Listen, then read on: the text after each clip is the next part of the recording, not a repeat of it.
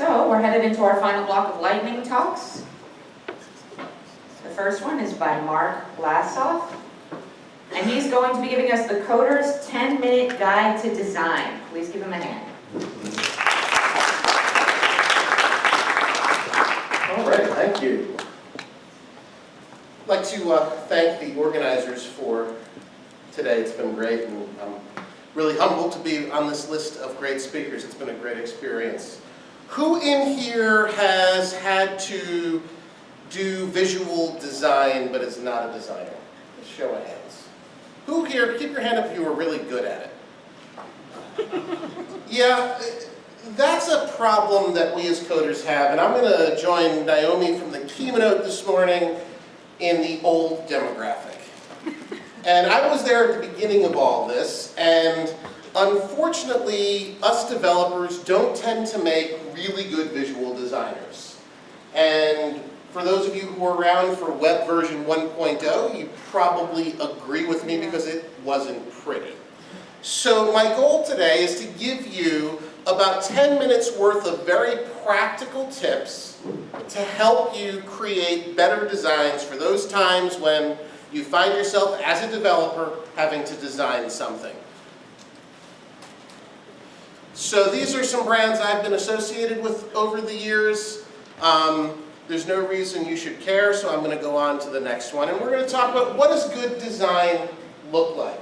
Now, I'm not really good at speaking, so I'm going to ask you guys to help me a little bit and volunteer some answers to these questions. So nothing I say is going to be rhetorical, okay? Let's try that again. Nothing I say is going to be rhetorical, okay? Okay. Good, you see, you got it on the second time. What makes this a good or pleasing design? Any ideas? Someone want to shout something out? Spacing. Spacing. There's a lot of white space. Good. Color contrast. Color contrast. It's easy to read because the colors contrast well. Take one more. Go ahead. You know what you're selling. You know what we're selling, right? Similar here.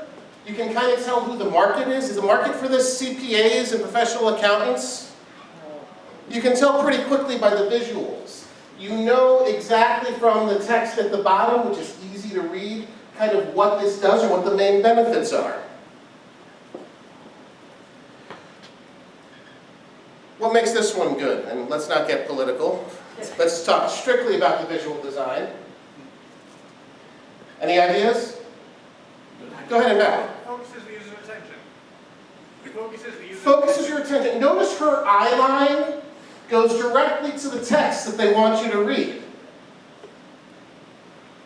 So here in the mobile space, clarity is equally important, but these are all examples of good designs that generally are usable. Some designs have a theme that makes them interesting, funny, or ironic, or memorable. So let's talk about some of the practical tips. So first of all, color. Color is actually a science. Anybody seen this thing before? Yes. What is this called? The color wheel. And the color wheel defines relationships between colors that we can use to make better designs. Generally, if you look at this chart, there are 6 different types of color relationships: primary, complementary, secondary, analogous, tertiary. Well, I guess there's 5, because the last one's just the color wheel. And if you use one of those 5 relationships to choose your colors, you're going to choose colors that work together. So if you use, for example, secondary colors, and you use a set from the color wheel, they're going to work well together, generally. If you use tertiary colors together, they're going to work well. Complementary colors work well together. So color actually has some science. Now, for those of you who are designers in the audience, this is not for you. You guys really know this stuff. This is for us developers who, once in a while have to hack together a design. Let's talk about typography. Who feels like they're good at typography? Who's got a favorite typeface? What is it? Helvetica. I like Helvetica, yeah. Papyrus. Yeah, someone's always going to shout out Papyrus. Wingdings, yeah. So a good way, to understand typography is to look at some bad typography. Put on your seatbelts. If your typography completely undermines the purpose of what you're doing, it is not good typography. All right. Bad kerning and not really dealing with the space between letters well does not work. This is the one I almost erased. Yeah. Is that real?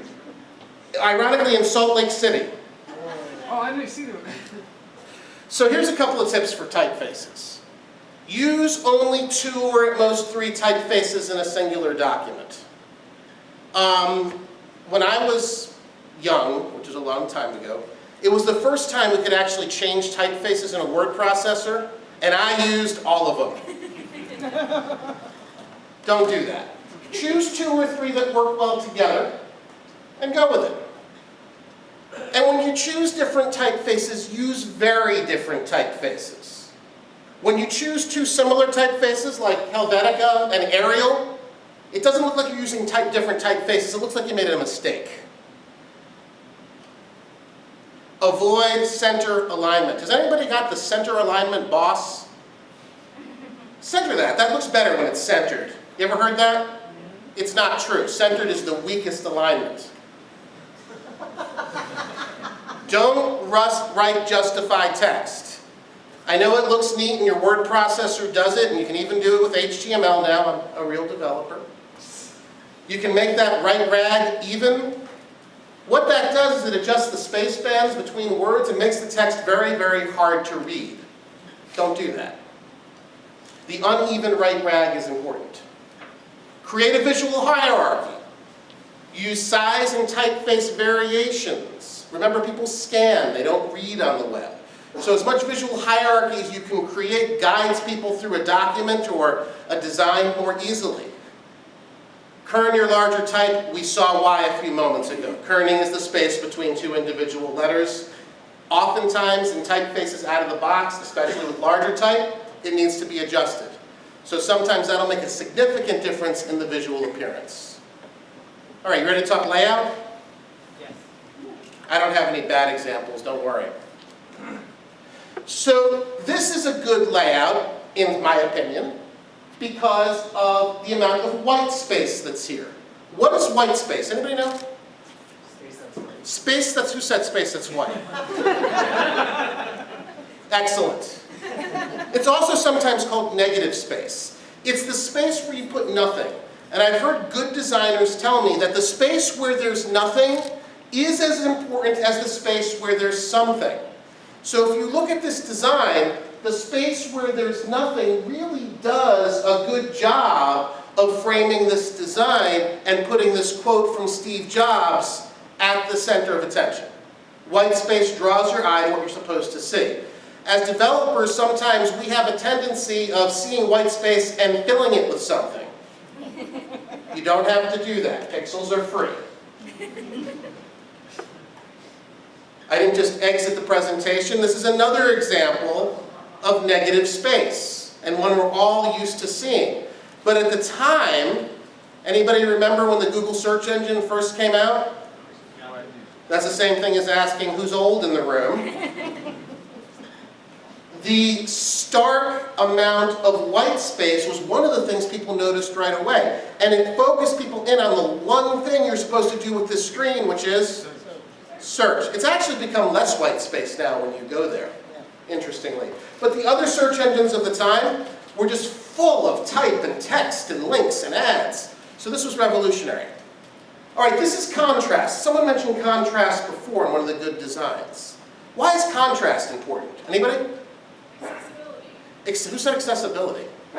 Yes, accessibility is one thing, right? For people with visual impairments, and you can correct me if I'm wrong here, but more contrast makes things easier to see and makes text easier to read. That's true of anybody, but more contrast means more accessible.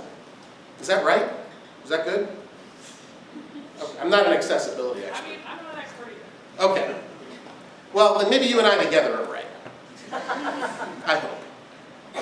Again, this is about contrast. The contrast between the bright yellow and the black holds your eye to what you're supposed to see, which is the text. So contrast is the second important facet of layout. First one was, anybody remember? White space. Good. It was about 3 minutes ago and 90% of the room forgot.